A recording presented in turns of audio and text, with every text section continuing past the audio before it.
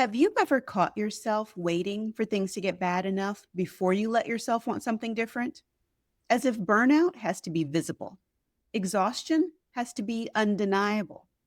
Your body has to start breaking down before your desire feels valid. For the Black woman moving, living, or rebuilding abroad, this can sound like, I should be grateful. It's not that bad. Other people have it worse. I don't have a real reason. But burnout should not have to become your permission slip. You are allowed to want more before you fall apart. In this video, we're talking about why so many Black women wait for crisis before allowing themselves to change their lives, and how to start trusting the quiet want before your body has to scream. I'm Tori Prophet, a licensed therapist and creator of Soft Landing Circle, where I support Black women who gave themselves permission to leave the US, leave behind a life that no longer served them, and are now learning how to trust what they want next. Before we go deeper, I created a free resource called 10 Things Nobody Tells You After Moving Abroad. It's for the woman who thought the move would only change her location, then realized it was also changing her identity, her relationships, and the way she understands herself. You can download it from the link below. And if you already know you need more than a resource, there's also a link below to book a soft landing call with me. The resource can support you.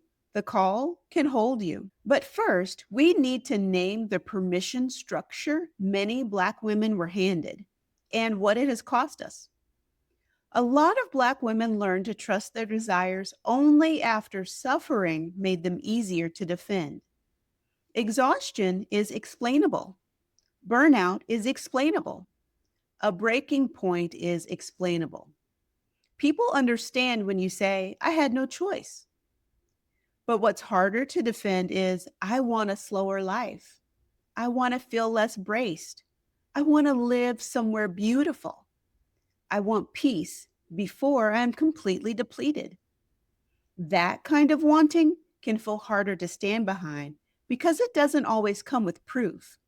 There may not be a dramatic moment. There may not be one final thing that happened. There may not be a clean explanation that makes everyone nod and say, yeah, that makes sense. Sometimes the truth is quieter. You're functioning, but not free. You're grateful, but not settled. You're capable, but tired of what your capability keeps requiring from you. And because the desire doesn't feel serious enough, you start negotiating with it. You tell yourself, it's not that bad. I should just be thankful. Other people have it worse. I just need to get through this season. I don't want to make a big deal based on a feeling. But sometimes that feeling isn't random. Sometimes it's your body noticing that you've been adapting to a life that no longer fits. For Black women considering life abroad, this can be especially layered because you're not only asking, can I move? You're also asking, am I allowed to leave before I'm desperate? Am I allowed to want a life that feels good, not just one that looks responsible? Am I allowed to stop proving I can survive something before I decide I no longer want to? That is where the pattern gets complicated because many of us were praised for enduring. You learned how to stay. You learned how to make things work. You learned how to carry disappointment quietly. You learned how to be the one people didn't have to worry about. So when you want more, your body may not immediately feel free. It may feel exposed because wanting more asks you to become the kind of woman who doesn't need pain to justify her choices. And that may feel unfamiliar. See, the woman who waits for crisis is often trying to stay acceptable. She can say, I had to, it got too bad. She can say, my health was being affected, or there was no other option. And those things may be true. But underneath them, there may be a quieter truth she wasn't ready to claim. I wanted something different long before I could explain or justify why. That is the part many women skip over. The wanting was there first. The burnout just made it harder to ignore. And here is the cost of waiting. When you only trust your desire after suffering confirms it, your body learns that it has to get louder to be believed. A whisper isn't enough. A quiet sense of this doesn't fit anymore isn't enough. So the body starts to get louder.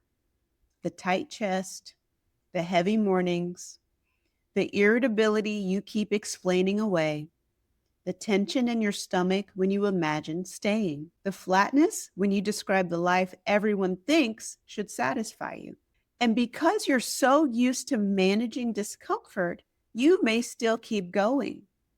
You keep doing the responsible thing while slowly losing contact with your own honesty. That is the quiet cost. You begin needing your life to become painful before you allow yourself to change it. And if that pattern isn't named, it can follow you abroad. You can be in a whole new country and still wait until you're overwhelmed before asking for support. You can create a life that looks spacious and still feel like every desire needs a defense. You can leave one environment and still carry the old rule: my needs only matter when they become urgent. But what if they mattered before that? What if wanting more was already enough information to slow down and listen? Now take one breath here, not to convince yourself and not to make a decision, just to notice what your body does when you hear this sentence: I want more, and I do not need to be falling apart to tell the truth. Notice your jaw, notice your stomach, notice your shoulders. Does a part of you tighten? Does some part of you want to explain? Does a voice inside immediately reach for a responsible reason? That reach makes sense. It may be the part of you that learned wanting is safer when it comes with proof. For this moment, you don't have to prove the desire. You can simply notice it. You can let the truth exist before turning it into a plan. Now, the old identity says, I can only choose myself when staying becomes unbearable. And that identity may have protected you. It helped you avoid judgment. It helped you stay connected to people who were uncomfortable with your freedom. It helped you feel responsible, careful, and prepared. But it also taught you to negotiate with your own aliveness. It taught you to wait until exhaustion made your truth acceptable. This new identity, it's not reckless.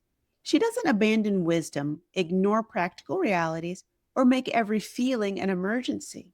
But she listens sooner. She pays attention when her body keeps asking for more room. She tells the truth before resentment has to speak for her. She lets desire be part of the conversation without apologizing for it. Now, this is important because relocation is not only a logistical decision. Sometimes the deeper question is, can I become a woman who doesn't need suffering to legitimize her desires? That is the shift from proving to listening, from defending to naming, from waiting for collapse to honoring the whisper. You are allowed to want a life that supports you before the one you're in destroys you. Here is the small shift I want you to practice within the next 24 hours. Name one thing you want without immediately justifying it. Not the responsible version, not the polished version, not the version that makes sense to everyone else. Just the plain truth. You might write, I want slower mornings. I want to live somewhere my body feels less tense. I want to stop being available to everyone all the time. I want more beauty around me. Then stop. Do not add because. Do not turn it into a spreadsheet. And do not immediately ask whether it's realistic. Let the sentence stand by itself. This is not about making a major decision today. It's about letting your body experience what happens when your desire does not have to go on trial the second it arrives. That small pause matters because when you name what you want before crisis forces you to, you begin teaching your body that choosing yourself isn't dangerous.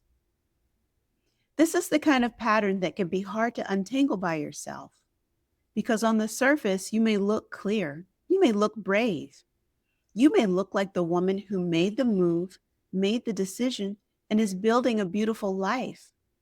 But internally, there may still be a part of you asking, is this enough reason? And that's where support matters. Not because you need someone to tell you what to do, but because you may need space to hear yourself without minimizing, explaining, or performing certainty. On a soft landing call, we slow down what your body's been trying to say. We look at the desire underneath the exhaustion, and we name what may be ready to change before it has to become a crisis. Book a soft landing call below. This is for you if something in this video felt familiar. If you know you've been waiting for your desire to become more urgent, more logical, or more painful before you let yourself take it seriously. This is a real support call, not a scripted pitch. We'll look at what's been feeling difficult, identify the pattern underneath it, and talk about what may actually help as you learn to trust yourself in this next season. The link is in the description. You can also download the free resource, 10 Things Nobody Tells You After Moving Abroad, if you want a place to start. And if you felt yourself in this conversation, book that call, because you do not have to wait until you're falling apart to be supported.